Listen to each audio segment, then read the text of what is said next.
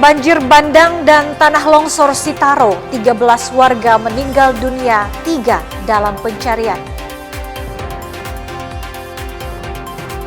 Dugaan pelecehan seksual mahasiswa tuntut proses hukum oknum dosen.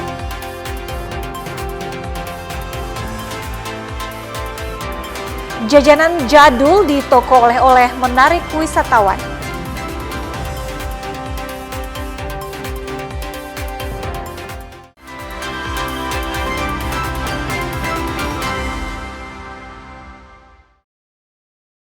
Selamat pagi saudara, apa kabar Anda hari ini? Kita jumpa dalam program Kompas Pagi. Selain 3 berita utama tadi, Anda juga bisa menikmati sejumlah informasi menarik lainnya yang dihimpun tim redaksi Kompas TV.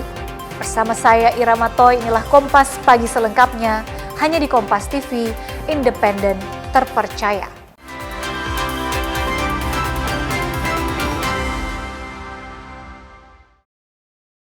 Saudara, banjir bandang dan tanah longsor yang melanda sejumlah desa dan kelurahan di Pulau Siau, Kabupaten Sitaro pada Senin dini hari menyebabkan sejumlah warga tak sempat menyelamatkan diri. Hingga Senin sore, 13 orang dinyatakan meninggal dunia dan 3 orang lainnya masih dalam pencarian. Pemerintah daerah dibantu warga serta TNI Polri terus melakukan pencarian korban hilang dalam bencana banjir bandang yang menimpa sejumlah titik di Pulau Siau Senin dini hari. Hingga Senin sore, banjir bandang telah menyebabkan 13 orang meninggal dunia dan 3 orang lainnya masih dalam pencarian. Banjir bandang di Pulau Siau terjadi pada Senin dini hari sekitar pukul 2.30 WITA, di mana sebagian besar masyarakat sedang beristirahat. Banjir bandang disebabkan hujan deras yang terjadi dengan durasi yang panjang ini membawa material batu besar, lumpur hingga batang kayu menerjang pemukiman warga dan perkantoran, termasuk salah satunya markas Polres Sitaro. Kami melaporkan kejadian musibah banjir bandang yang terjadi di Kelurahan Bahu, Kecamatan Siau Timur, Kabupaten Kepulauan Sitaro, di mana pada jam sekarang untuk Kelurahan Bahu telah ditemukan yang meninggal 7 orang dan 4 orang belum ditemukan. Kemudian di Kampung Peling, Siau Barat, 2 yang meninggal, dan di Kampung Lagaeng 3 orang meninggal, 2 ditemukan, 1 hilang. Dan kami bersama dengan Pemda, Polres Sitaro bersama BNPB mengambil langkah-langkah untuk memberikan hal yang terbaik untuk masyarakat, yaitu untuk para pengungsi sementara di gedung museum yang ada di Kelurahan Tarorane, Kecamatan Siau Timur, dan langkah-langkah ini diambil untuk mengantisipasi hal-hal yang tidak kita inginkan. Banjir bandang berdampak terhadap 7 desa dan kelurahan, di antaranya Kelurahan Bahu, Kecamatan Siau Timur, Desa Peling, Kelurahan Paseng, Peling Sawang di Kecamatan Siau Barat, Desa Lagaeng, Kecamatan Siau Barat Selatan, dan Kelurahan Paseng, Kecamatan Siau Timur. Selain banjir bandang, tanah longsor juga dilaporkan terjadi di Desa Salili, Kecamatan Siau Tengah. Saat ini selain fokus pada pencarian korban hilang, pemerintah daerah juga menyiapkan posko pengungsian bagi warga terdampak. Pemkab Sitaro melalui rilis yang diterima dari Dinas Komunikasi dan Informatika Kabupaten Sitaro telah menetapkan status tanggap darurat bencana hidrometeorologi selama 14 hari ke depan, mulai 5 Januari hingga 18 Januari 2026. Yana Mika Singal, Kompas TV Sitaro, Sulawesi Utara. Saudara, sebanyak 500 personil gabungan TNI Polri serta peralatan SAR dikerahkan ke lokasi bencana di Kepulauan Siau. Para personil ini diberangkatkan dari Pelabuhan Manado menggunakan kapal laut Senin sore. Pemerintah terus memperkuat penanggulangan bencana di wilayah Kepulauan Siau melalui pengerahan personil Polri dan TNI secara masif serta dukungan sarana-prasarana pendukung sebagai tindak lanjut arahan Gubernur Sulawesi Utara untuk memastikan penanganan bencana berjalan optimal. Kekuatan personil Polri dan TNI dan akan diberangkatkan sebanyak 500 yang akan disebar di beberapa kampung atau desa untuk menjalankan berbagai tugas kemanusiaan, mulai dari pencarian dan pertolongan hingga pemulihan korban bencana. Gubernur Sulawesi Utara Julius Silvanus hadir langsung di Pelabuhan Manado untuk memantau langsung pergeseran personil di lokasi bencana alam. Ini kita akan berangkatkan kapal logistik dan beberapa personil TNI Polri, kemudian Pemda ya, yang akan terjun langsung membantu pemerintah daerah yang ada di sana bersama-sama dengan masyarakat lainnya. Sudah ada, Pak? Ya, sementara ini korban 13 ya, 3 masih dicari, 3 masih cari. Kemudian rumah kurang lebih ada 200-an ya, yang terdampak kepada banjir tersebut. Dan ini semua lagi di inventarisir, dan termasuk Polres juga tuh. Polres juga terdampak juga itu. Sore ini kurang lebih ada 500-an sambil membawa logistik. Gubernur juga menambahkan bahwa hingga saat ini total ada 13 orang meninggal dunia, sementara 3 masih dalam pencarian. Akibat bencana ini juga, ratusan rumah warga rusak. Jimmy Dapar, Kompas TV Manado, Sulawesi Utara. Sementara itu, Saudara, pemerintah Provinsi Sulawesi Utara mengirimkan bantuan logistik ke lokasi bencana banjir bandang di Kecamatan Siau, Kabupaten Kepulauan Sitaro, Sulawesi Utara, Senin sore. Bantuan 6 ton beras dan logistik lainnya dikirimkan via kapal penumpang Glory Mary dari Pelabuhan Manado. Bantuan logistik dari pemerintah Provinsi Sulawesi Utara diantaranya 6 ton beras, 500 unit kasur dan matras, 900 paket makanan siap saji, 50 unit terpal dan tenda gulung, obat-obatan dan bahan pokok serta logistik lainnya. Untuk personel bantuan juga dikirim kurang lebih 500 personel gabungan TNI Polri dan sipil.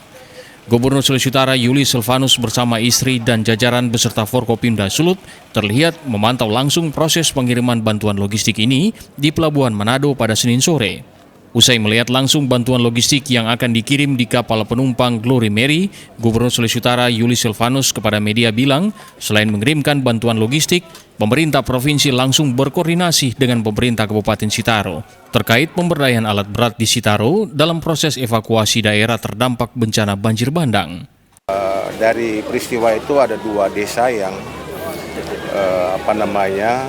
kena bencana karena dia ada di posisi kanan kiri sungai ya, dan batu lumpur ini menutup alur sungai yang mengakibatkan mereka harus keluar terdampak banjir. Dan di sana sini saya lihat banyak batu-batu besar yang perlu diangkat dengan eskavator ya. Kalau hanya manusia saja itu nggak cukup waktu kita melakukan perbaikan di sana. Itu sebabnya koordinasi kita dengan pemerintah daerah Kabupaten Sitaro untuk bagaimana memperdayakan alat yang ada di sana dulu. Terkait dengan cuaca saat ini, keterbatasan kita yang dari Manado agak terhambat ya, sehingga kita memberdayakan apa yang ada di sana, dan sore ini kita akan berangkatkan kapal logistik. Gubernur Silvanus juga bilang bahwa bantuan pemerintah tidak hanya sampai di sini, namun pemerintah masih berupaya mengumpulkan bantuan lainnya seperti mengirimkan alat berat seperti eskavator dan alat berat lainnya untuk mempercepat proses evakuasi korban dan perumahan yang terdampak bencana. Edward Siwi, Kompas TV Manado, Sulawesi Utara. Kita ke sorotan lain, Saudara. Tim SAR gabungan berhasil menemukan dan mengevakuasi jasad seorang pria lansia dari lubang galian atau sumur di hutan Kayawu, Desa Taratara, Kota Tomohon pada Minggu sore. Pria bernama Yes Mamanua ini diketahui telah hilang selama 4 hari saat berburu hewan tikus di lokasi perkebunan di desanya. Jasad korban Yeslefran Mamanua, 60 tahun warga Kota Tomohon, Sulawesi Utara, ditemukan pada pukul 14.20 WITA oleh tim SAR gabungan di hutan Kayawu, Desa Taratara, Kota Tomohon. Korban dinyatakan hilang pada tanggal 1 Januari oleh keluarga saat berburu hewan tikus hutan di hutan Kayawu. Dia meninggalkan rumah pada malam hari pukul 22 WITA dengan mengenakan sepatu Lars kuning, topi berwarna coklat, dan tas punggung abu-abu. Korban ditemukan di sebuah lubang galian atau sumur sedalam kurang lebih 6 meter dalam keadaan tak bernyawa. Tim SAR gabungan langsung berupaya melakukan evakuasi dan berhasil mengangkat korban dari sumur pada pukul 15.50 WITA. Untuk pencarian korban atas nama Yeslefran Mamanua, umur 60 tahun, alamat Kelurahan Kayau, Tomohon Utara. Pada hari ini memasuki hari keempat untuk pencarian. Hari keempat untuk pencarian, korban ditemukan oleh tim SAR gabungan dalam keadaan meninggal dunia. Korban kami temukan di sumur yang ada di perkebunan Tara-Tara. Kami agak kesulitan untuk melaksanakan evakuasi. Selanjutnya, jasad korban langsung dibawa ke Rumah Sakit Anugerah Kota Tomohon untuk penanganan lebih lanjut, kemudian diserahkan kepada pihak keluarga. Edward Siwi, Kompas TV, Tomohon, Sulawesi Utara. Informasi dugaan pelecehan seksual mahasiswa tuntut proses hukum oknum dosen. Tetaplah bersama kami.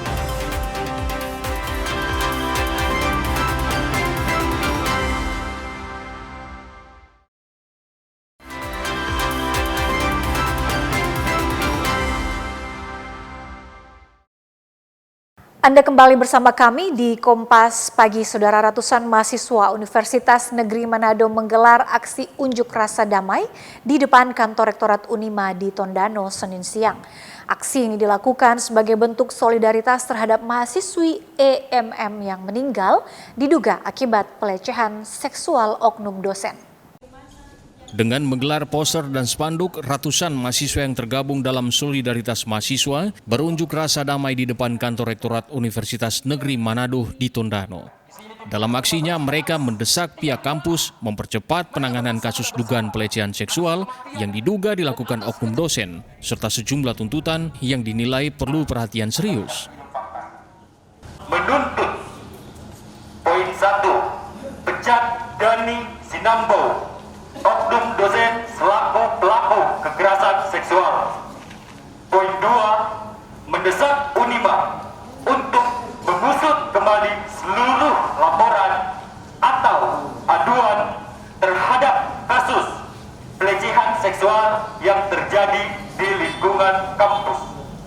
Poin 3, mendesak Polda Sulu untuk menindaklanjuti serta menyelesaikan kasus EMM dengan sifat transparansi kepada publik.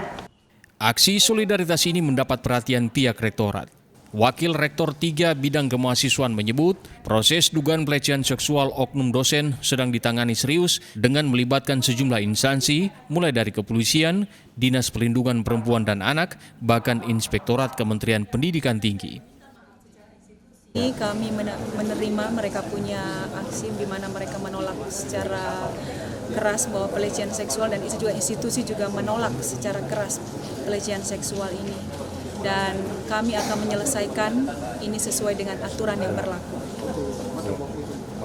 Informasinya ada dari kementerian. Ya, kementerian pada hari ini datang tadi pagi hari ini untuk mengawasi proses daripada yang sudah kami lakukan di Satgas PPKPT mengenai kasus daripada saudari Evia ini. Sejauh ini sejauh mana proses yang dilakukan? Sejauh ini kami dari pihak universitas sementara proses dari Polda sudah ada, dari DP3A sudah ada, dari kementerian, dan itu kami akan satukan bagaimana supaya mendapatkan hasil yang baik untuk menjawab tuntutan daripada masyarakat dan juga keluarga yang pastinya. Status dosen sendiri, Bu? Status dosen pada tanggal 31 kita punya rektor sudah mengeluarkan menonaktifkan, karena tugas kami hanya merekomendasikan untuk menonaktifkan dari Satgas PPKS, dan rektor mengeluarkan keputusan menonaktifkan sementara dari tugas dosen tersebut.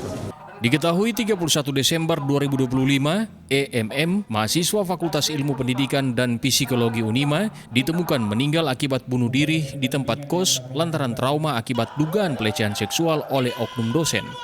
Kasus ini sudah dilaporkan resmi oleh keluarga ke Polda Sulawesi Utara dan sedang dalam proses penyelidikan. Henco Tumilar, Kompas TV Manado, Sulawesi Utara.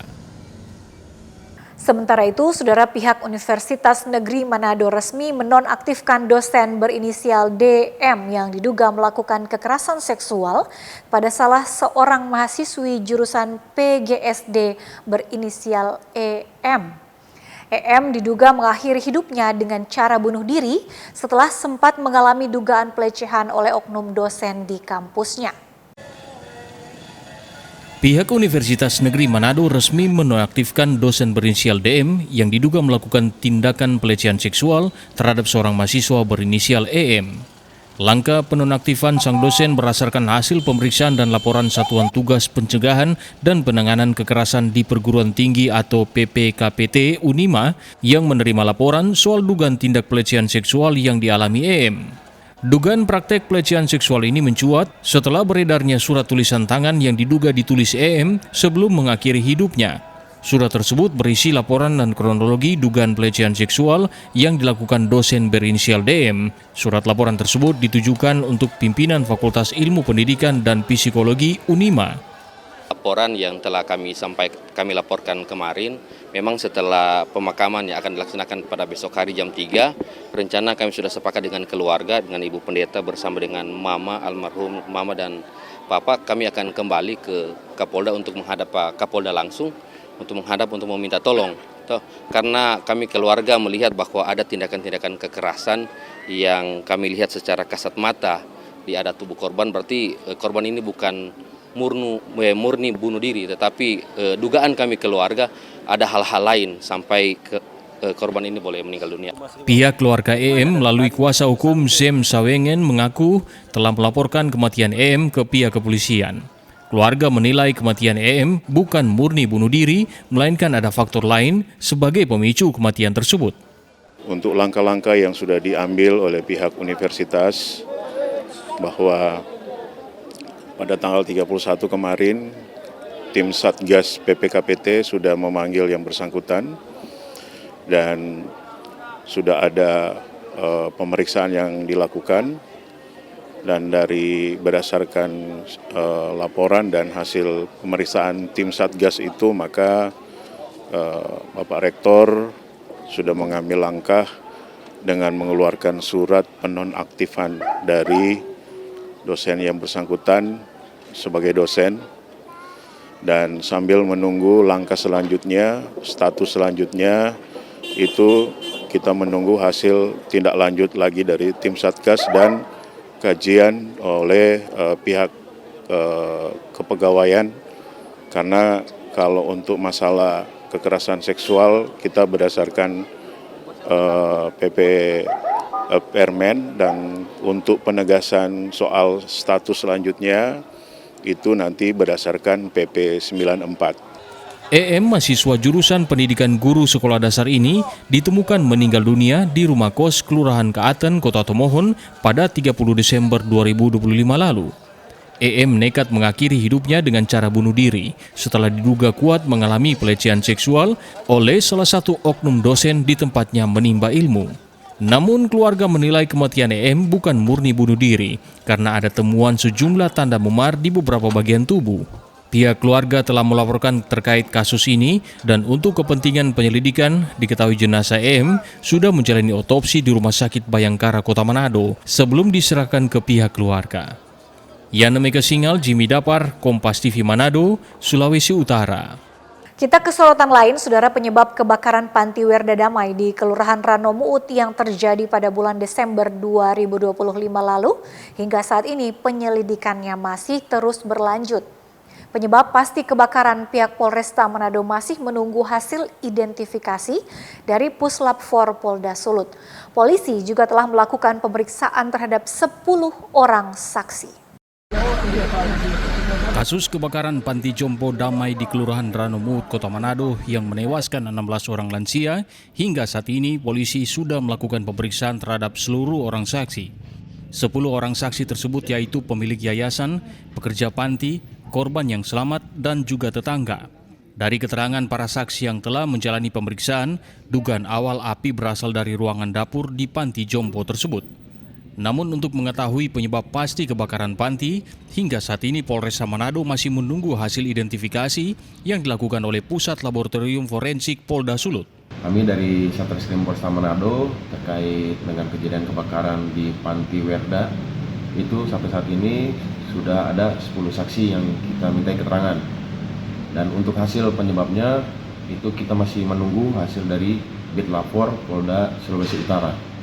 Oke Pak, untuk saksi-saksi yang diperiksa ini dari pihak-pihak mana saja Pak? Untuk saksi-saksi yang sudah kita minta keterangan yaitu dari pihak ketua yayasan, kemudian ada beberapa pekerja, dan ada beberapa yang korban dari selamat. Untuk tetangga-tetangga Pak? Untuk tetangga juga ada. Dari total 16 korban, sudah ada 4 korban yang berhasil diidentifikasi dan sudah diserahkan ke pihak keluarga. Sementara untuk 12 korban lainnya masih menunggu hasil tes DNA dari Puslapfor Jakarta. Jimmy Dapar, Kompas TV Manado, Sulawesi Utara. Sementara itu, saudara, 10 orang lansia korban kebakaran Panti Werda Damai masih dirawat di Rumah Sakit Umum Daerah Kota Manado. Hari kelima pasca kebakaran, 1 pasien yang sempat dievakuasi dan ditangani di rumah sakit dinyatakan meninggal dunia. Hari kelima pasca kebakaran Panti Werda Damai Kota Manado, sebanyak 10 orang penghuni panti tengah dirawat di RSUD Manado. Jumat pekan lalu, dokter jaga di RSUD Manado Andre Resa Bunga Alo bilang, sebelumnya ada 11 lansia korban kebakaran yang dirawat di RSUD Manado. Namun 1 orang pasien dirujuk ke RSUP Profesor Kando akibat luka bakar 70% yang dideritanya. Pasien berjenis kelamin perempuan tersebut dinyatakan meninggal dunia setelah sempat dirujuk ke RSUP Prof Kando pada Kamis 1 Januari 2026.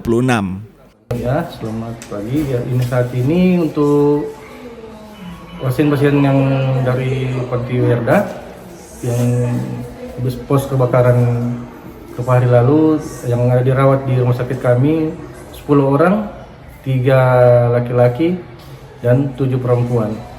Untuk yang pasien kemarin yang luka bakar cukup berat itu luka bakar 70%. Karena kami butuh keperluan untuk tindakan lanjut, kami rujuk ke Prof Kando, dan di Prof Kando hasil di terapi di sana sampai beberapa hari kemarin pasien dinyatakan meninggal karena mungkin sudah dehidrasi dan ada penyakit lain yang memperberat. Saat ini, 10 pasien yang sedang dirawat kondisinya sudah lebih baik, kendati sempat trauma pasca insiden kebakaran tersebut. Kondisi sekarang saat ini? Kondisi sekarang kami sehat. Oh iya. Tiap hari dapat makanan dan harapan saya kalau mau pindah di tempat yang baru dan dari sini mau pindah ke tempat yang baru jadi lebih baik. Oh. 2 dari 10 pasien tersebut sementara mendapatkan penanganan intensif dari dokter lantaran memiliki riwayat penyakit jantung, hipertensi, dan gagal ginjal. Sementara 1 pasien memiliki riwayat stroke. Yani Mika Singal, Kompas TV Manado, Sulawesi Utara. Beralih ke informasi lainnya, saudara, aksi solidaritas ditunjukkan warga Desa Modayak Induk, Kecamatan Modayak, Kabupaten Bolaang Mongondo Timur, Sulawesi Utara untuk membantu para korban kebakaran 2 rumah yang menyebabkan 1 orang lansia tewas pada Jumat malam pekan lalu. Kebakaran yang melanda kawasan padat penduduk di Desa Modayak Induk, Kecamatan Modayak, Kabupaten Bolaang Mongondo Timur menghanguskan sedikitnya 2 rumah dan menewaskan 1 orang warga lansia. Peristiwa ini mengundang simpati warga setempat. Bergotong royong warga turun ke jalan dan menggelar aksi solidaritas berupa penggalangan dana untuk meringankan beban para korban kebakaran. Mengingat para korban tidak hanya kehilangan tempat tinggal, namun harus kehilangan harta benda dan orang terkasih. Pejabat sementara Kepala Desa Modayak bilang peristiwa kebakaran ini menjadi bahan evaluasi bagi pemerintah Kabupaten Bolaang Mongondo Timur untuk menyiapkan armada pemadam kebakaran di setiap kecamatan, agar penanganan kebakaran dapat dilakukan dengan cepat ketika terjadi kejadian serupa. Kami selaku pemerintah desa sangat mengharapkan untuk evaluasi kepada Bapak Bupati sebagai bahan pertimbangan kami di kecamatan agar tidak akan terulang kembali lagi dalam bentuk kebakaran. Kita tidak bisa meminta apa harapan untuk ke depan, insya Allah tidak akan terjadi lagi seperti ini. Di awal tahun 2026 kami mendapatkan sebuah musibah dengan terjadinya kebakaran 2 unit rumah, memakan 1 orang korban. Diketahui keterbatasan armada pemadam kebakaran di Kabupaten Bola Mongondo Timur membuat pemerintah setempat harus bekerja sama dengan pemerintah Kota Mobagu dalam proses pemadaman api ketika terjadi kebakaran di wilayah tersebut.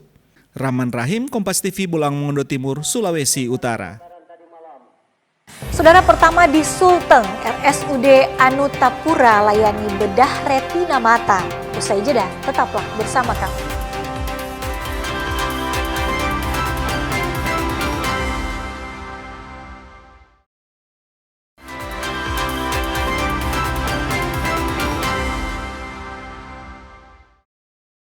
Saudara, seluruh aparatur sipil negara di lingkungan pemerintah Kota Manado diminta harus kerja loyal dan profesional untuk melayani masyarakat. Hal ini disampaikan Wakil Wali Kota Manado Richard Sualang saat menjadi Inspektur Upacara Apel Perdana tahun 2026. Dalam apel perdana aparatur sipil negara di lingkungan pemerintah Kota Manado, Wakil Wali Kota Richard Sualang menegaskan seluruh ASN diajak mengawali tahun baru dengan rasa syukur atas penyertaan Tuhan Yang Maha Kuasa sehingga dapat kembali menjalankan tugas dan pelayanan kepada masyarakat. Sualang juga menekankan prinsip utama yang harus menjadi pijakan ASN dalam bekerja, yakni ketelitian, ketekunan, loyalitas, serta profesional dalam menjalankan tugas. Selain itu, ASN diminta terus membangun komunikasi dan sinergi lintas perangkat daerah. Dengan adanya koordinasi yang baik, diharapkan akan menghasilkan kerja yang tepat sasaran, optimal, dan memberi manfaat berkelanjutan bagi masyarakat. Di 2026 kita harus makin semangat lagi kan, dalam melayani masyarakat Kota Manado. Tadi juga saya membacakan arahan dari Pak Wali Kota menyatakan bahwa di 2026 ini kerja-kerja pelayanan publik kita harus makin meningkat ya. Di 2025 sudah cukup baik tapi harus ditingkatkan di 2026. Ini itu harapan kami dan tentu harapan ini kan harus dikawal, diawasi dan dikoordinasikan supaya menjadi kenyataan di 2026. Apel perdana tersebut dirangkaikan dengan penyerahan surat keputusan kenaikan pangkat serta SK pensiun bagi sejumlah ASN pemerintah Kota Manado. Jimmy Dapar, Kompas TV Manado, Sulawesi Utara. Saudara, Rumah Sakit Umum Daerah Anutapura Palu resmi meluncurkan layanan bedah retina perdana. Layanan ini menjadi yang pertama di Sulawesi Tengah sekaligus menandai peningkatan layanan kesehatan mata di daerah ini. Kehadiran layanan bedah retina di Rumah Sakit Anutapura membawa kabar baik bagi masyarakat Sulawesi Tengah. Selama ini pasien dengan kasus retina harus dirujuk keluar daerah seperti Makassar atau Jakarta. Kondisi tersebut seringkali harus memerlukan biaya besar serta waktu tunggu yang panjang. Dibukanya layanan ini di Kota Palu membuat penanganan pasien akan lebih cepat, efektif, dan efisien. Kehadiran bedah retina diharapkan mampu mempermudah akses penanganan penyakit mata berat, khususnya gangguan retina. Pada hari peluncuran, sebanyak 8 pasien langsung menjalani operasi bedah retina. Operasi menangani berbagai kasus berat, diantaranya pendarahan vitreous, macular hole, hingga endophthalmitis. Warahmatullahi wabarakatuh, selamat pagi. Jadi hari ini kita launching layanan bedah retina di Rumah Sakit Anutapura. Ini layanan bedah pertama ya, bedah retina pertama di Sulawesi Tengah. Jadi bisa dibayangkan 13 kabupaten kota itu akan berkumpul di sini untuk terkait dengan kesehatan mata. Jadi sudah kita dengarkan dari Prof.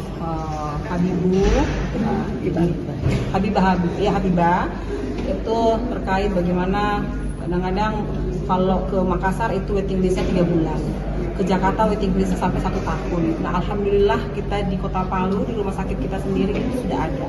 Jadi itu mengurangi, lebih efektif, lebih efisien, kemudian biayanya juga lebih murah, mereka tidak perlu lagi rujuk keluar kota gitu ya. Jadi ada di rumah sakit kita, insya Allah ini berjalan yang baik dan lancar. Layanan bedah retina di RSUD Anutapura Palu telah ditanggung oleh BPJS Kesehatan. Kebijakan ini memberikan kesempatan lebih luas bagi masyarakat, khususnya dari kabupaten dan kota di Sulawesi Tengah, untuk mendapatkan penanganan medis tanpa harus dirujuk keluar daerah. Rolis Muklis, Kompas TV Palu, Sulawesi Tengah. Beralih ke Minahasa Tenggara, Saudara, Polres Minahasa Tenggara melimpahkan ke-11 tersangka kasus penembakan Rata Totok ke Polda Sulawesi Utara.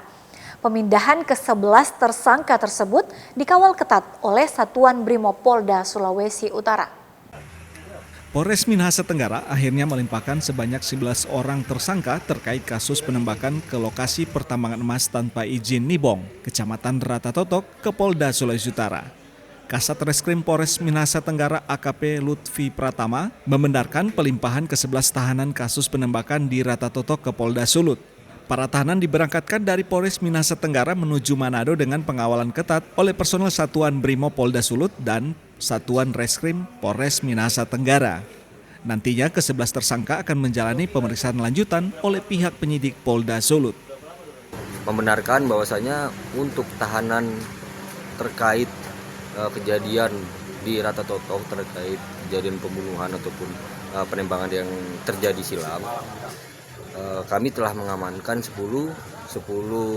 tersangka dan ditambah lagi ada 3 tersangka. Jadi total ada 13. Update terbaru 3 yang sudah kami amankan, 2 menyerahkan diri dan 1 sudah kami lakukan tindakan tegas karena tidak kooperatif. Nah, ini dari perintah dari pimpinan bahwasanya untuk seluruh tahanan terkait perkara pembunuhan yang terjadi di Rata Totok kemarin, kami telah menitipkan ada 11 tersangka yang sudah kami titipkan di rumah tahanan Polda Sulawesi Utara. Lutfi juga mengimbau jika masih ada pihak yang terlibat dalam kasus tersebut agar kooperatif dan segera menyerahkan diri untuk memudahkan penyidikan. Jimmy Dapar, Kompas TV Manado, Sulawesi Utara. Ke info lainnya, Saudara, tim gabungan dari Quick Response 8 Kodairal 8 berhasil menyita sejumlah barang muatan ilegal berbagai jenis dari 2 kapal, masing-masing di perairan Likupang, Minahasa Utara dan perairan Batu Angus, Kota Bitung, Sulawesi Utara.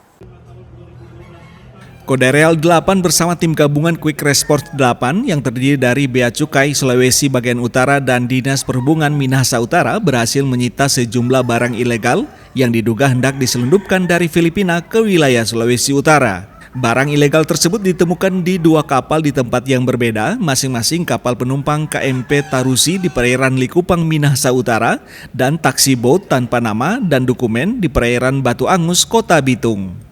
Temuan barang ilegal di kapal penumpang KMP Tarusi tersebut dimuat dalam truk yang mengangkut muatan ilegal berupa obat-obatan ayam berbagai merek dari Filipina sebanyak 98 koli. Sementara temuan barang ilegal lainnya yang dimuat di taksi boat tanpa nama dan dokumen berupa 244 ekor ayam ras Filipina, 2 dos dan 1 kotak minuman keras merek Tanduay Rum dan 2 kotak minuman keras merek Barjin Lime. Dari Quick Response 8, Kodairal 8, Bea Cukai, Kanwil Sulawesi Utara dan Disub Kabupaten Minahasa Utara atas informasi tersebut berhasil mengamankan barang ilegal yang dimuat dalam KMP Tarusi. Adapun barang yang berhasil diamankan sebagai berikut: 98 koli obat-obatan ayam ilegal berbagai macam merek. Diperkirakan jumlah total barang temuan keseluruhan sebagai berikut.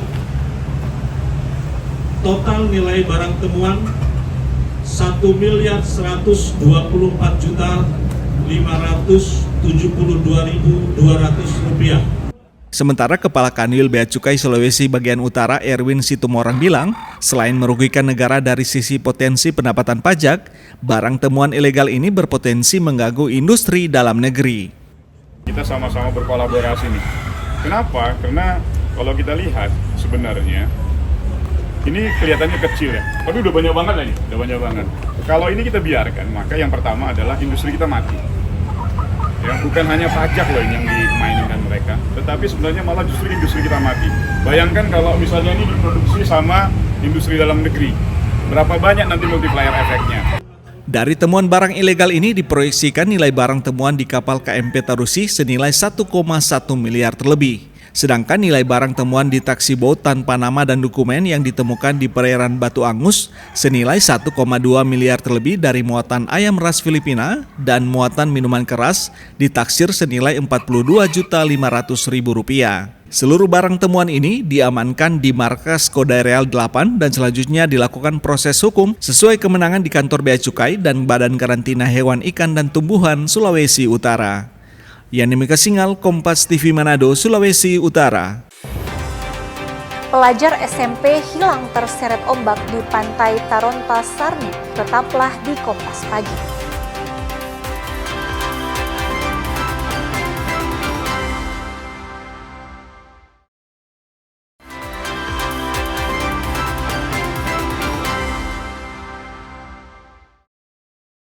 Saya Irama Toy masih menemani Anda di Kompas Pagi. Saudara, seorang pelajar SMP hilang terseret ombak di pantai Taronta Sarmi. Tim SAR pun dikerahkan untuk mencari korban. Seorang pelajar SMK Negeri 5 Sarmi bernama Seljun Oktaria dilaporkan tenggelam di pantai Taronta, Kampung Taronta, Distrik Bongo, Kabupaten Sarmi pada Sabtu sore. Kepala Kepolisian Resort Sarmi AKBP Ruben Paliukan menjelaskan, insiden ini terjadi saat korban bersama teman-temannya sedang mandi di pantai. Tiba-tiba korban terseret ombak ke arah tengah. Sesaat setelah terseret ombak, salah satu rekan korban sempat berusaha menyelamatkan korban dengan cara berenang dan berhasil memegang korban. Namun ombak besar kembali menghantam keduanya yang mengakibatkan pegangan korban terlepas dan korban terseret ke tengah laut. Keluarga dan beberapa rekan korban sempat berupaya melakukan pencarian. Namun karena tak membuahkan hasil, maka dilaporkan ke Polsek Bongo.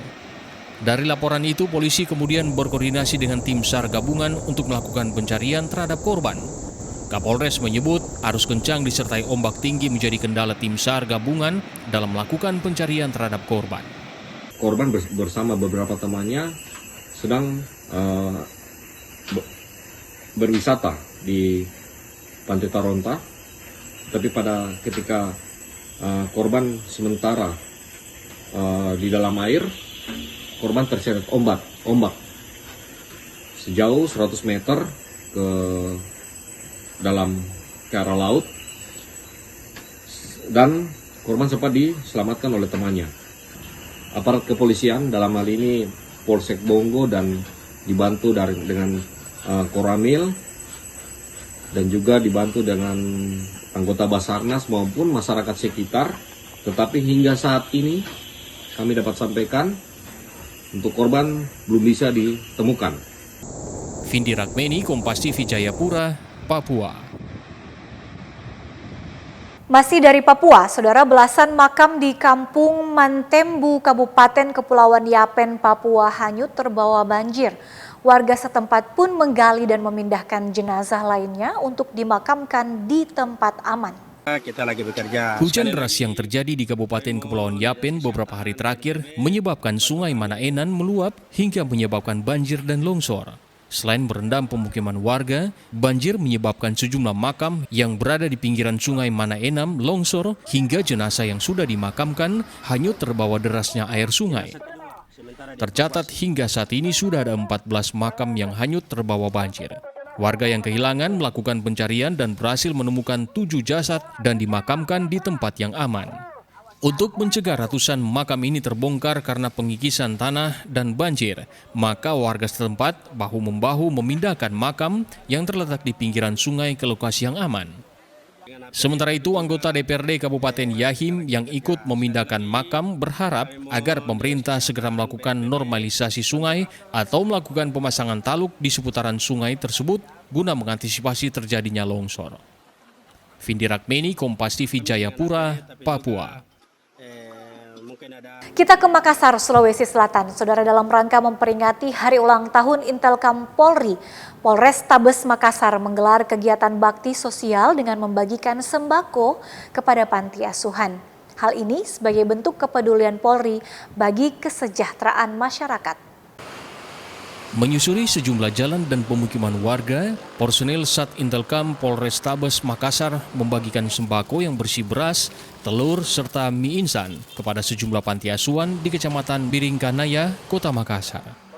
Selain memberikan bantuan sembako kepada panti asuhan, personel ini juga mengunjungi purnawirawan Polri yang sempat bertugas di intelijen Polri semasa bertugas.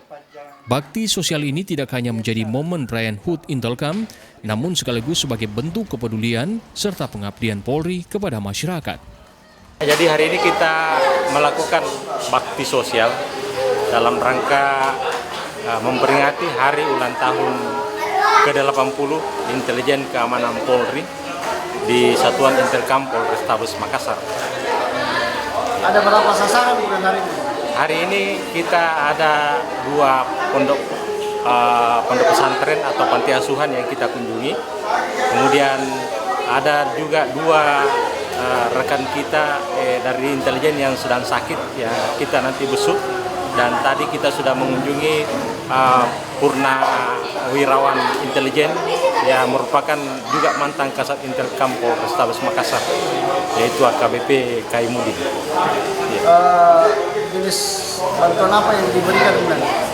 Iya, jenis bantuan yang kita berikan seperti yang nampak di dalam foto itu adalah ada beras, kemudian ada juga telur, ada Indomie, dan ada juga dalam bentuk kepada yang sakit kita berikan santunan, dan kita membawakan oleh-oleh berupa buah-buahan. Dalam kegiatan ini, personil turun langsung ke wilayah untuk menyalurkan bantuan berupa paket sembako kepada warga yang membutuhkan. Rama Pratama, Kompas TV Makassar, Sulawesi Selatan. Masih dari Makassar, saudara, menutup libur panjang, toko oleh-oleh di Makassar ramai dikunjungi wisatawan untuk membeli oleh-oleh sebagai buah tangan dari kota Daeng. Jajanan jadul seperti kacang disko pun laris dibeli wisatawan. Toko oleh-oleh yang ada di Jalan Adiaksa, Makassar ini ramai dikunjungi wisatawan baik dari Sulawesi Selatan maupun luar Sulawesi Selatan. Mereka datang untuk berbelanja oleh-oleh khas dari kota Daeng, jajanan jadul yang khas jadi paling laris dibeli wisatawan. Seperti kacang gola, bilare punu, kacang coko, dan kacang disko. Jajanan jadul ini selalu laku dibeli utamanya di musim libur panjang seperti tahun baru. Pengelola menyebut pembeli banyak melalui online, tapi masih ada juga yang datang langsung ke toko untuk berbelanja. Toko oleh-oleh serumpun memang menyediakan jajanan-jajanan jadul termasuk minuman khas Sulsel seperti Markisa dan sirup pisang Ambo yakni DHT. Selain jajanan, yang tak kalah laris adalah produk olahan sambal kemasan, sambal roa, sambal terasi dan sambal cobek laris dibeli selama musim liburan. Ragam minyak herbal seperti minyak tawon dan balsem khas Sulawesi Selatan juga tak kalah laris. Kita yang jadul-jadul ada, yang masa kini juga ada Kak, jadi tercampur. Tapi kebanyakan kita yang jadul, kembali ke khas yang dulu. Ada Kak, seperti bapia, kue nastar, kue kering, dan yang lainnya. Dari minuman dari Makassar ada Kak, Markisa Tiara sama Karunrung. Kalau yang dari Makassar kita ada ini Kak, sambal cobe ada, sama sambal roa juga ada Kak. Oh iya, kita ada minyak gosok, ada yang spesialnya, ada yang biasanya Kak. Ya khas Makassarnya lebih ke khas Makassar sih Kak. Oleh-oleh khas jadi salah satu yang tak pernah dilewatkan ketika libur tiba. Toko oleh-oleh pun mengalami peningkatan penjualan, utamanya di puncak musim liburan. Nila Rusam, Kompas TV Makassar, Sulawesi Selatan. Saudara, informasi tadi menutup perjumpaan kita dalam Kompas Pagi. Saya Irama Toy bersama kru yang bertugas mengucapkan selamat beraktivitas. Terima kasih atas kebersamaan Anda. Tetap saksikan rangkaian informasi di Kompas TV, independen, terpercaya.